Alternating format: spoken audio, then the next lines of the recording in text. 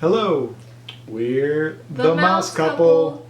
And this video is the first in a series focusing on the resort offerings at Walt Disney World. Yeah, so there are 4 resort categories. There's value resorts, moderate resorts, deluxe resorts, and deluxe villa resorts. Then there's also the campgrounds at Fort Wilderness, but we'll include those with the moderates. So today is going to be our first in the series, like you said, and we'll be focusing on the value resorts.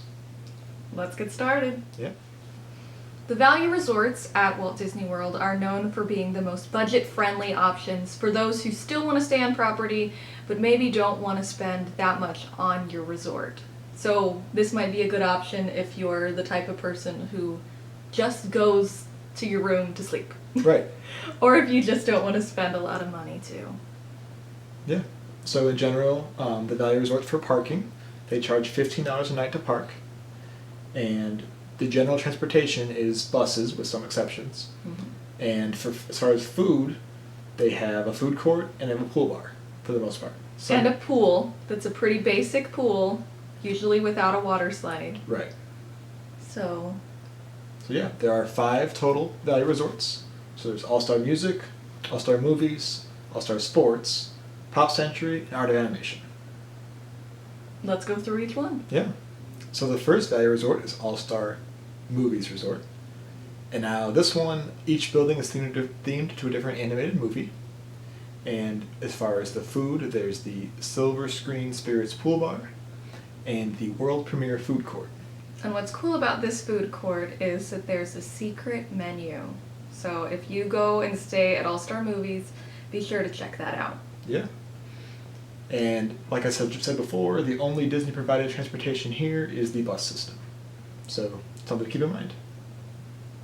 Our second option for a value resort is All-Star Sports. And my family actually stayed at All-Star Sports for one of our very first trips to Disney as a family. And your food offerings at All-Star Sports include the Grandstand Spirits Pool Bar and the End Zone Food Court, as well as pizza delivery. And your main transportation provided by Disney is a bus. Yeah.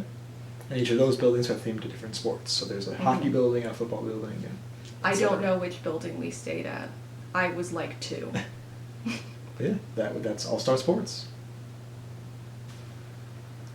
The next value resort is the All-Star Music Resort, and this resort has their buildings themed different genres of music. So there's a jazz building, a rock and roll building. And one thing that sets this resort apart from the other All-Stars is that they have family suites available. So these sleep up to 6 people.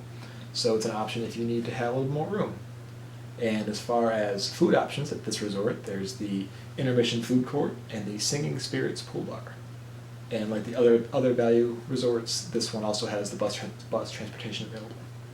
And this is another one we stayed at, my family, for one of our first Disney trips.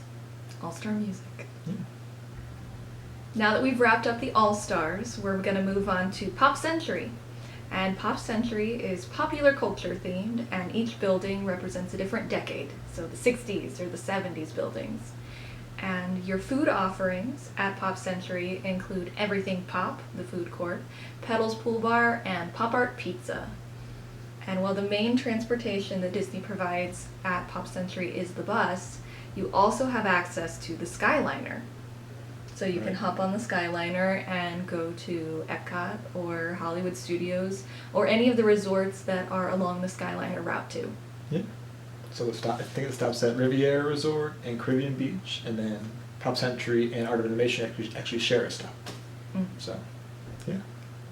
One extra bonus for Pop Century. So the 5th and final value resort is the Art of Animation Resort.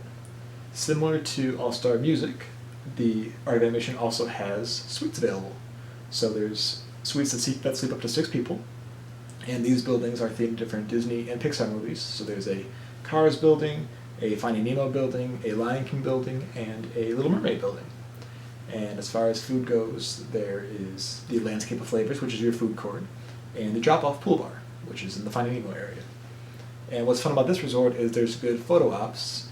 It's very immersive, and there's just statues of different Disney characters that you can take pictures with. So It feels like you're in the movie Right. when you get on property at Art of Animation. yeah, and similar to Pop Century, Art of Animation also has buses, transportation, and the Skyliner.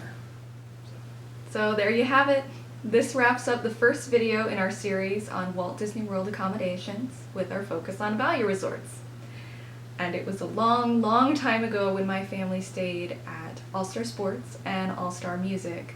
But I know those experiences really shaped my love of Disney, and that's what started our family on our trips to Disney year after year. We loved it. And I know at the time that was what my family could afford. So if you're like my family and maybe you don't have that much money to spend, but you still want to experience Disney World, then a value resort could be a great place to start. And two, we know that the price points for Disney can be intimidating. Yeah. It can be expensive to stay at Walt Disney World, and it usually is expensive to stay at Disney World. As we go through this video series, the costs for room reservations will continue to rise.